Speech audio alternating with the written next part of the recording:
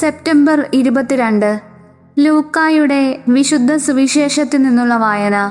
അദ്ധ്യായം 8, 16 മുതൽ 18 വരെയുള്ള വാക്യങ്ങൾ.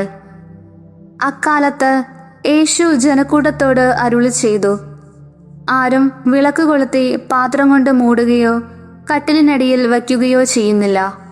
മറിച്ച് അകത്തു പ്രവേശിക്കുന്നവർക്ക് വെളിച്ചം കാണാൻ അത് പീഠത്തിന്മേൽ വയ്ക്കുന്നു. മറഞ്ഞിരിക്കുന്നതൊന്നും വെളിപ്പെടാതിരിക്കുകയില്ല. അറിയപ്പെടാതെയും വെളിച്ചത്ത് വരാതെയും ഇരിക്കുന്ന രഹസ്യവുമില്ല. ആകയാൽ നിങ്ങൾ എപ്രകാരമാണ് കേൾക്കുന്നതെന്ന് സൂക്ഷിച്ചുകൊള്ളുവിൻ. എന്തെന്നാൽ ഉള്ളവന് പിന്നെയും നൽകപ്പെടും, ഇല്ലാത്തവനിൽ നിന്ന് ഉണ്ടെന്ന് അവൻ വിചാരിക്കുന്നത് കൂടെയും എടുക്കപ്പെടും.